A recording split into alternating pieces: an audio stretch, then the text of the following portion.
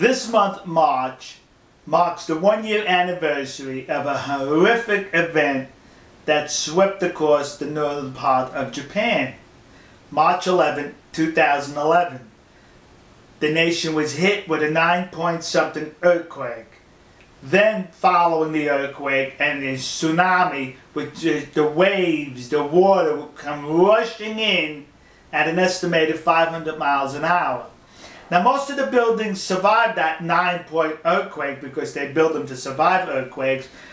But what could survive that tsunami that swept in right afterwards? Hardly anything. Everything was demolished and swept out to sea.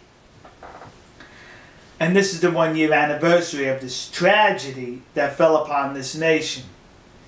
But folks, when the tragedy hit the nation of Japan, the rest of the world was amazed. First of all, to see such a natural calamity, such as a 9-point-something earthquake, then the tsunami come rushing in. I mean, we were just absolutely horrified. But then we were amazed. We were amazed by the behavior of the Japanese people. We have not seen this before. This what transpired, what took place in Japan by the Japanese people. And let me illustrate this for you.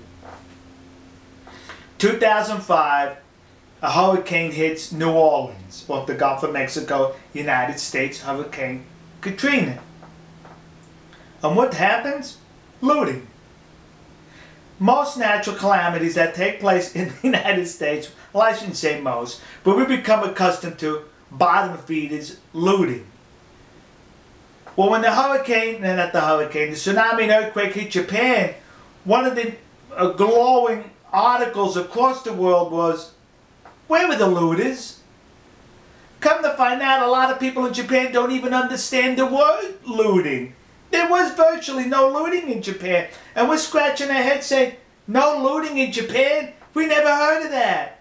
Katrina, the rain stopped, boom. They were out looting.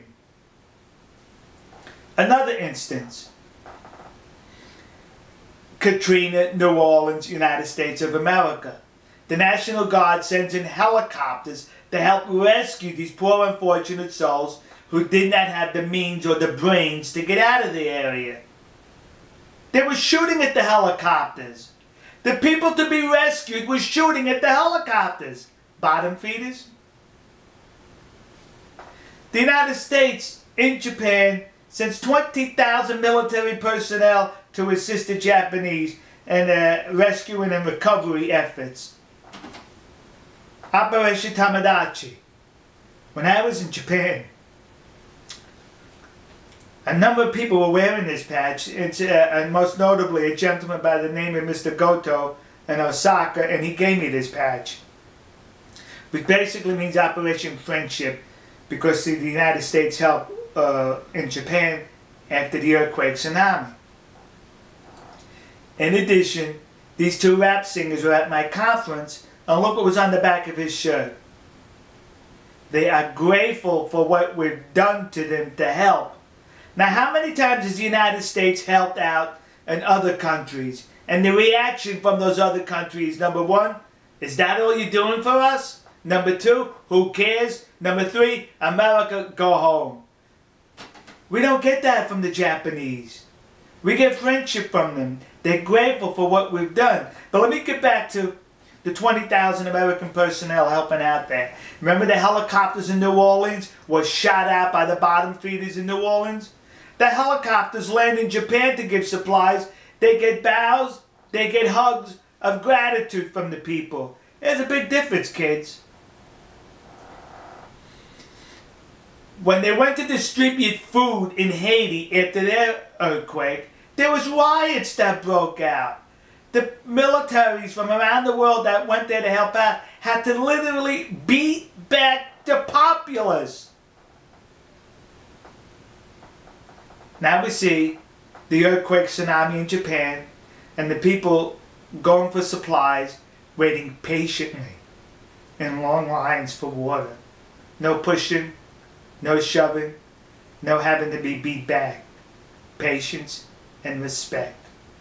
We saw this, Japan. We saw how you behaved in a calamity. And you got our respect for that.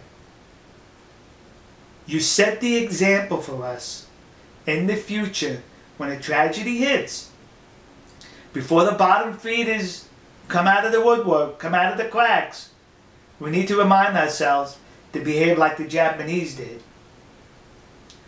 A lot of these homes that were swept away by the tsunami were inhabited by elderly people who traditionally do not trust banks. So they kept their money in safe boxes in their houses. The tsunami comes, knocks down the houses, and sweeps the debris out to sea. Weeks, months later, along the beaches in Japan, these safe boxes are washing up. The people see these safe boxes, but they don't do what most of us would do. Get a crowbar, yank it open, yay, we got money. No. They pick up the boxes and take them to the police station without any attempt of opening them. The police stations were getting so many of these safe boxes, they were being deluged, practically buried with these safe boxes. That's the Japanese. And that's why you've earned and gained respect from many of us civilized people around the world, because we saw your civilization put our civilization to shame during this tragedy. And we appreciate the example you set for us. We'll see you. God bless you. God bless America. God bless the nation you happen to be in. And God bless Nihonkoku. The world remembers your civility during a horrific time. See you.